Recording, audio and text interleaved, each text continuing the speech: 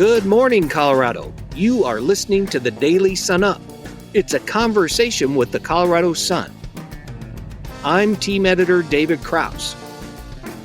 Before we jump into today's conversation, here is a quick message from our sponsor. Support comes from Credit Union of Colorado, proud to call Colorado home for more than 90 years.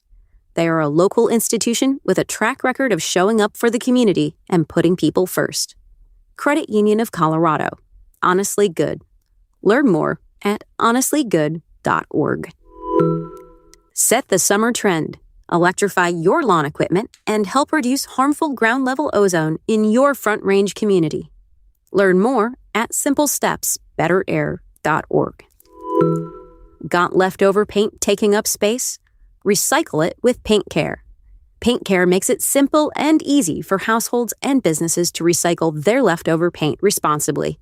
Drop it off for free at one of more than 200 sites across Colorado. To learn more, visit paintcare.org. Now, back to the show.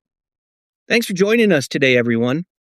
Colorado trappers can no longer kill unlimited numbers of fur-bearing animals, including mink, bobcat, and coyotes, after the Colorado Parks and Wildlife Commission voted recently to limit them to 2 animals per species per day.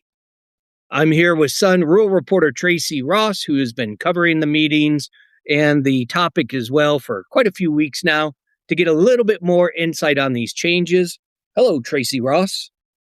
Hello, Dave Krause. How are you? I'm doing dandy, thanks. Tracy, this is something, like I mentioned, you have been following. The vote has come after months of fighting between animal advocacy groups and pro-hunting groups.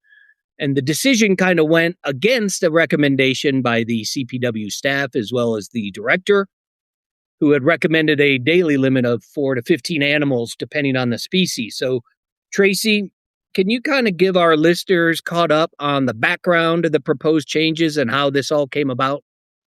Sure. So this is another interesting thing that's happening in Colorado. Believe it or not, people talk about more than just wolves, and people fight about more than just wolves.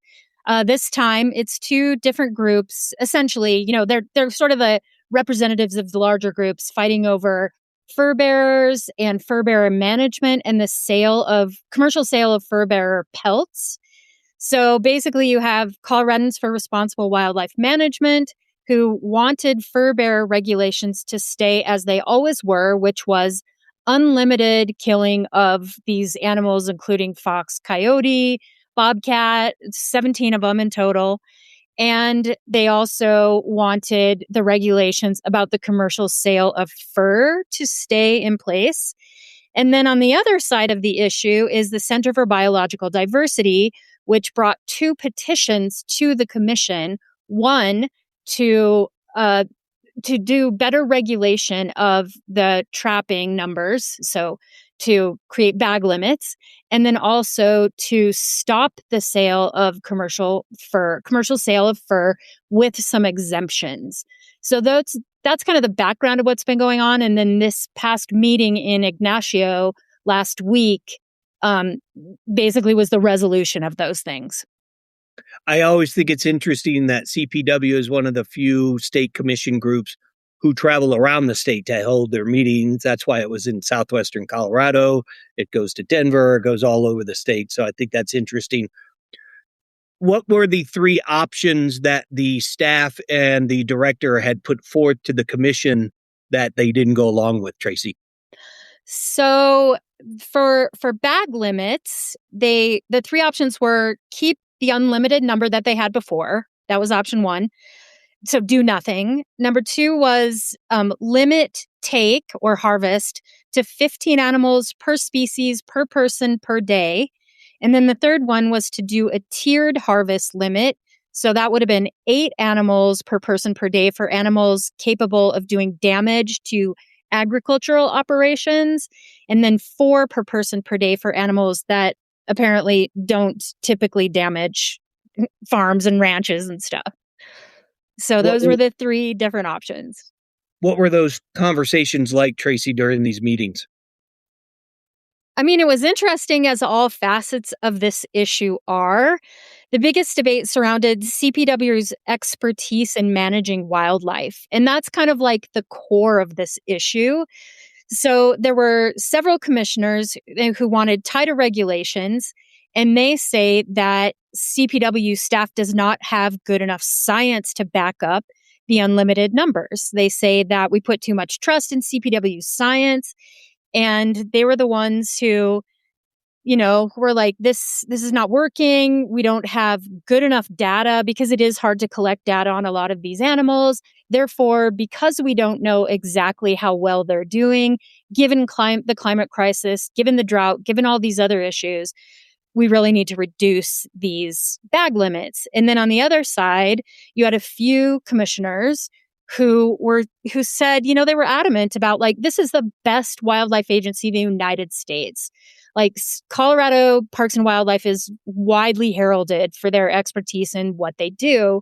And so those other commissioners were saying like, look, these are the people that that we pay to do this work. Let's trust the science. So that was kind of the core of the whole issue. And then another thing that came up that was really interesting, and this is something we're going to hear a lot more about in the coming months, was the importance of social acceptance of CPW's various wildlife management decisions. And that was the argument being that along with the science of studying wildlife populations and putting bag limits on everything from deer to moose to beavers, another equally important factor in making decisions is how the public feels about the decisions. And that is like crazily contested among those groups that I mentioned. But what's funny is that social acceptance plays into how both of those groups are acting, right? Like they're both very adamant about what they believe, and beliefs are a part of social acceptance. And so it's like what's fueling all this. But essentially what happened is after they debated the various limits, one of the new commissioners, Rebecca Nemec, who's co-director of the Animal Human Policy Center at CSU, said that the commission should limit take to 2 species per day. And that wasn't an option. That wasn't one of the, options presented to them, but that's ultimately what they voted for 6-5. Tracy, you talked about at the top of the conversation, there was also a second vote that has to do with the commercial sale of wildlife fur. Give us updates on that. How did that play out? Yeah, so that was, as you said, another very contentious issue. And, just to take us back a little while, that meeting in March where this stuff was first debated, it was the first time that I had seen on CPW's website about the commission meeting, basically not a warning, but a guideline for people not to bring weapons inside the building. And there was like a scanner when you went in. And because that's how contentious these issues are. And actually, before I answer this question, even at the meeting last week, Jay Touchton, the chair, came out and he said, I wanted to address why we were all huddled over in this corner. And he said it's because they're credible threats to some of the commissioners. And we were talking about, I think, escape routes, like really crazy stuff that just shows you how heightened this issue is. But essentially with the commercial fur ban, that was another Center for Biological Diversity petition. And it, asked for the end of trapping and hunting to sell commercial fur, but with certain exemptions. And so those exemptions would have been for, you could still use fur used in pre-tied fishing flies, felt hats, and fur sold for scientific research, education, or display in museums.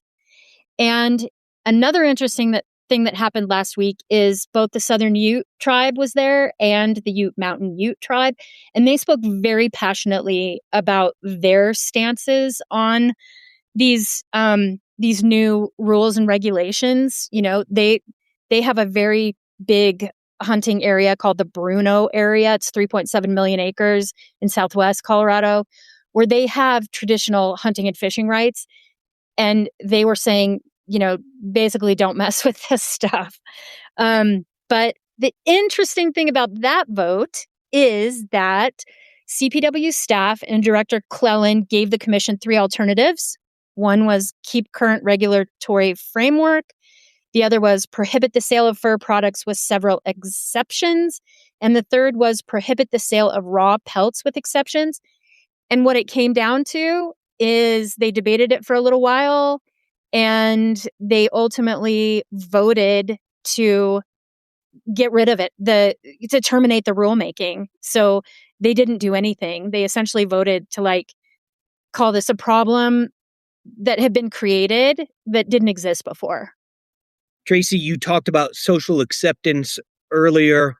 Talk about why this is important to those who don't hunt, and what do they need to know about this change as far as hunting management and what it means for people in Colorado who necessarily don't hunt?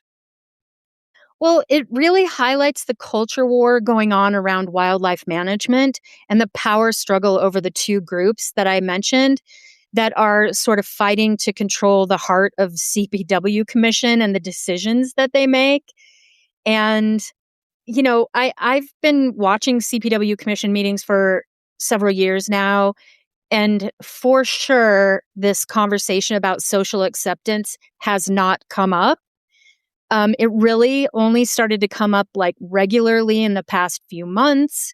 And it's tied also to certain people's belief that Governor Polis has stacked the commission with animal rights people who are sort of using the social acceptance, tool to make decisions. And it's so interesting, but we're going to see a lot more of this in the coming months with this new proposition asking voters to enshrine hunting and fishing into Colorado's constitution. The people behind that one, Coloradans for Responsible Wildlife Management, have the signatures they need to get it on the ballot. But there's a lot more to it than meets the eye. And it is at the heart of that issue. So we'll be reporting on that one. Lots of wildlife issues to keep us busy. Tracy, always great to catch up with you and get some more context around these decisions. If you haven't already, you can read Tracy's coverage of the meeting last week, as well as her other coverage of issues and people who make up rural Colorado. You can always find her work on our homepage and on our free Colorado Sun app. And we know you have options, so hey, thanks for listening and supporting the Sun. We really do appreciate it. We always appreciate the feedback. Tracy Ross, my friend, thanks again for joining me. Thank you so much, Dave. Thanks for listening. And finally, here are a few stories that you should know about today.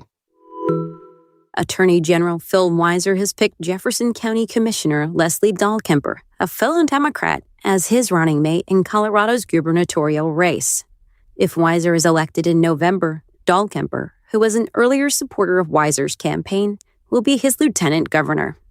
Dahlkemper also served on the Jefferson County Public Schools Board.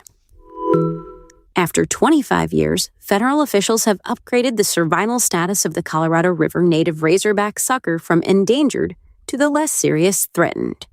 State wildlife officials are welcoming the move as proof that multi-agency cooperation can revive the environmental icons.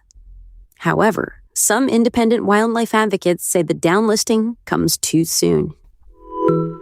Northern Water will pay $30 million over the next 30 years to solve long-standing water quality problems at one of Colorado's most treasured natural wonders. Grand Lake, located near the west entrance to Rocky Mountain National Park, is Colorado's deepest natural lake and has been a major tourist destination since the late 1800s. To read these stories and much more, visit our website, coloradosun.com. As an award-winning nonprofit news outlet, we take our mission of credible, independent journalism seriously, and you can check out our trust indicators at coloradosun.com/ethics. Our music is by the Denver-based Matt Skellinger Group. A link to their music is in our show notes, and a special thanks to Swallow Hill Music. I'm David Krause. See you next time.